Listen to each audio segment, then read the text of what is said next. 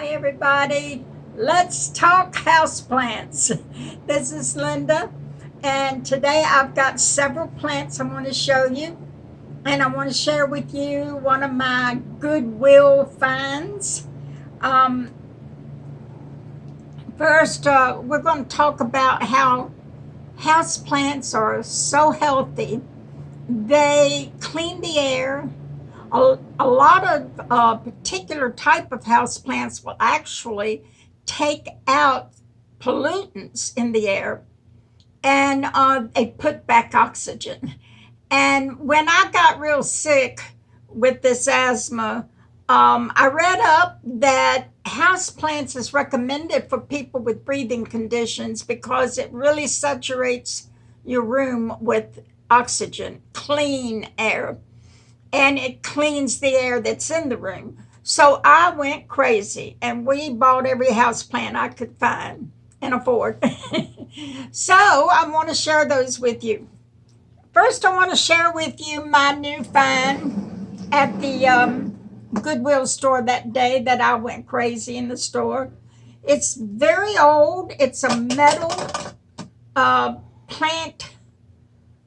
planter, and it has the original finish on it, but dummy me, when I was taking the price tag off, it pulled the finish off of it. So I had this little turtle for over 20 years and didn't know what to do with it. I figured it out. I put the turtle on there instead. And so in the back, there were a couple of scratches, and I said, well, while I'm at it, I'll put those ladybugs that I've had for over 20 years on there. And that's what I did. And I thought it turned out really great. And I love the little feet on this and the little handles. It's a beautiful container. And it was less than $5. So you see, you can find some wonderful things for your plants to showcase them in. So to showcase this, I thought I would put a Dieffenbachia or a dumb cane in here. This is a beautiful plant, and it's good for people who don't know how to raise plants very well. This one is new, so it's getting some yellow leaves because it's getting acclimated to our surroundings. And don't worry about it. It's also got some new leaf coming out, so it's doing fine. But when you get a new plant and you start losing leaves, don't worry about it because it's getting acclimated. Just when they get real yellow, wait until they get real yellow and about to fall off on their own, and then pluck it off so that it doesn't spend any energy on that leaf. And over here is a new plant. I'll get to that later in the show, but I wanted to put them two together just for you to see how you can couple plants in one container to make it interesting. I thought this black plant would look great with this variegated one so that it would accentuate one another. Now let's talk about this dumb cane. Dieffenbachia, it's a dumb cane. I want to tell you an interesting story as to how it got its name, dumb cane. It's native to South and Central America, and the natives many eons ago would use this plant for their practical purposes. The plant has also got a nickname of the mother-in-law tongue, for the same reason that I'm getting ready to tell you. What they would do is this plant will sweat. It will get a dripping of sap off the leaves. That's not condensation. That is sap coming from the plant. That is toxic.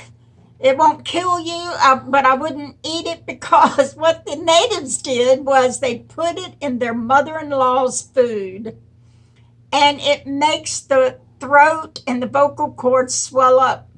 And the mother-in-law can't talk for 2 weeks. So that's how they cured the jabbering of the mother-in-law. So that's how it got its name, Dumb Cane and Mother-in-Law Tongue. This plant is pretty easy to take care of. It will take about anything that you want to dish out at it. Low light situations, but with a low light situation, it will get smaller leaves and they won't have the beautiful coloration in the leaves as much as they do if they get bright light. Like I said before, don't give direct sunlight to any of your tropical plants.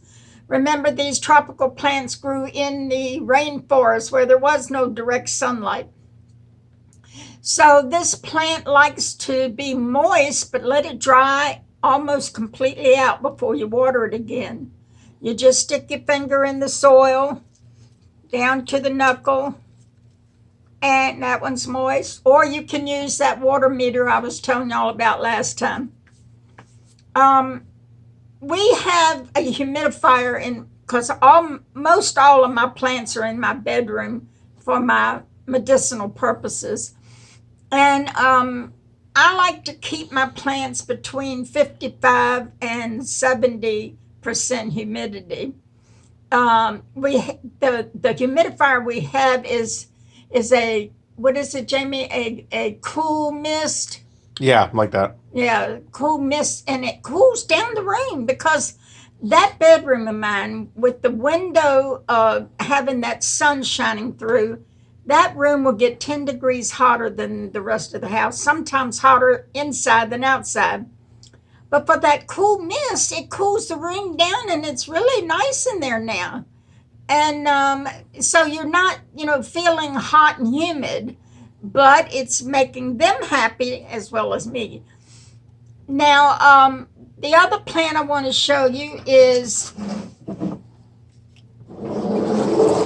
the Triostar, the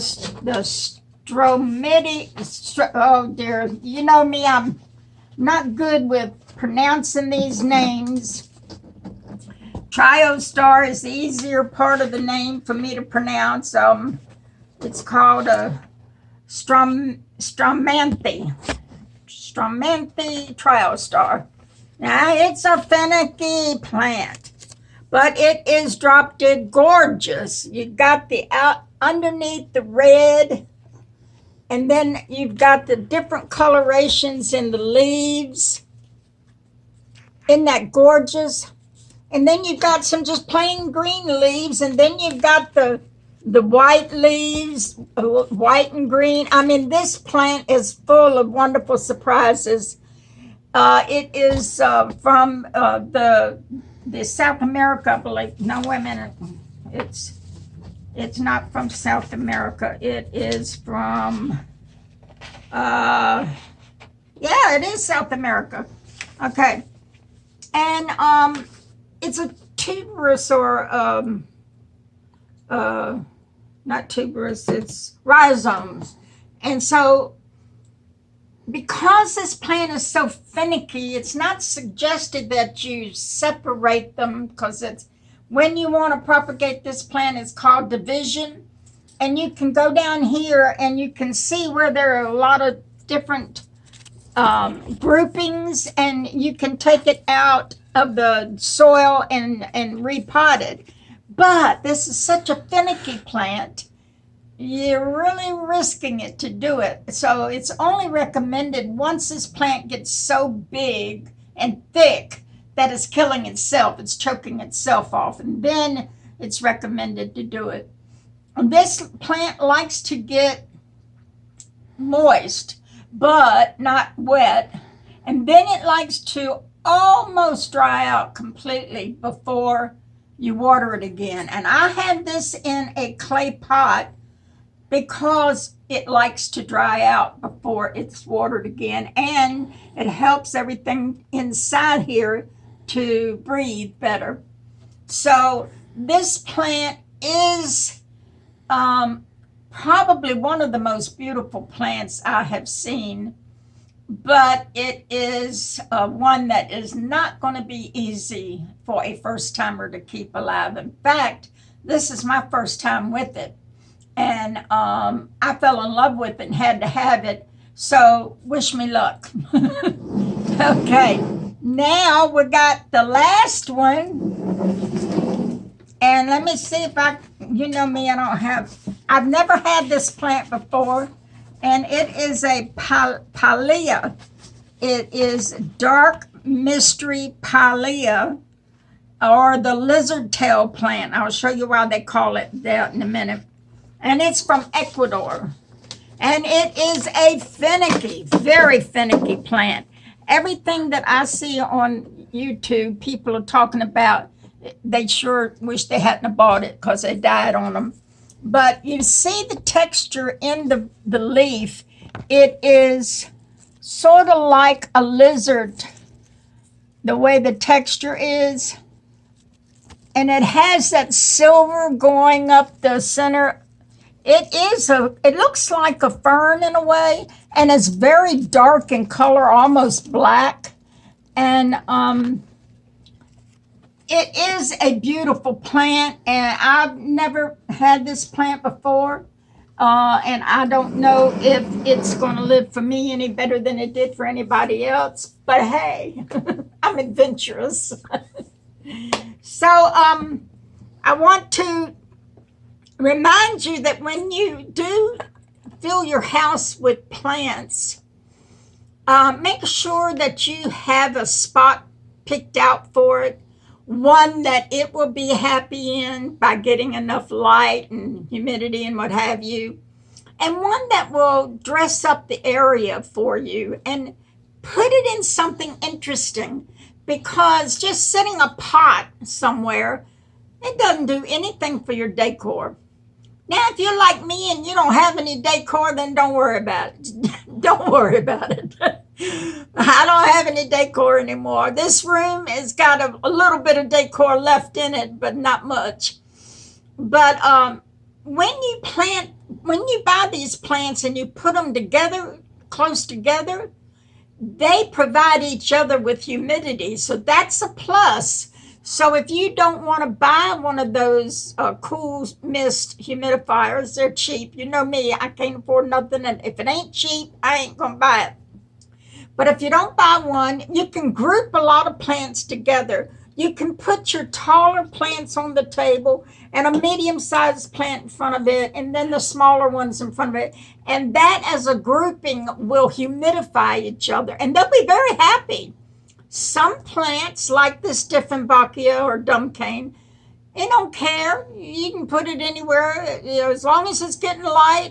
It's not real finicky about humidity. But if you want those beautiful colors to show, then you really need to give it some bright light. So keep all of that in mind when you buy plants. If you're like me and you see a plant on the shelf that is just drop dead gorgeous, like I like this one, oh my goodness, I never think about where I'm going to put it. I just got to have it. Then when I get it home, I know I have moved these plants, every plant I've got, once every week or two, because I'm trying to find the place where they're going to be the happiest.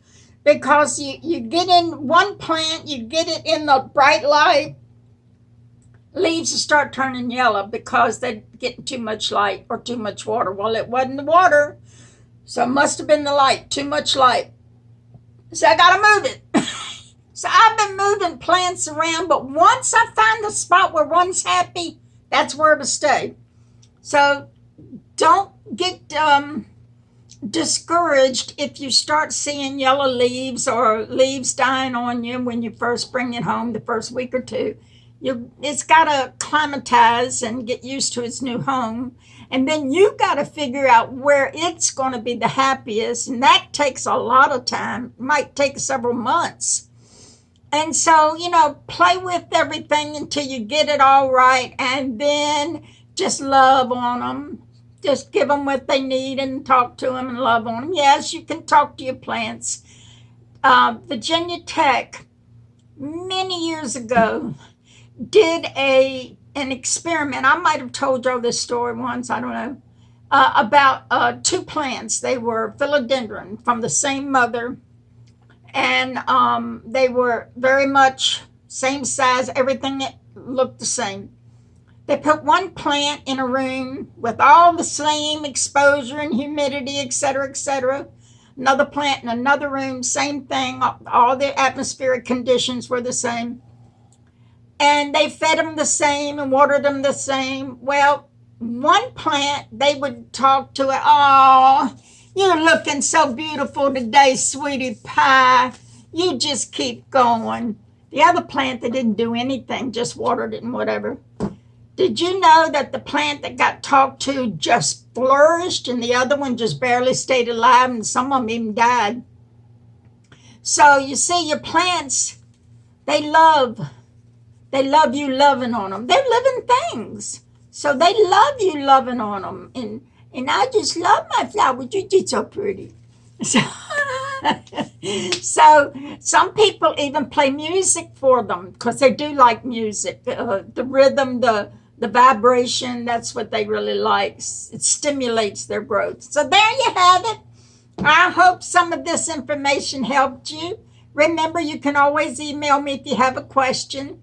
And I'm not sure which episode, but we're going to do one on succulents and cactus eventually.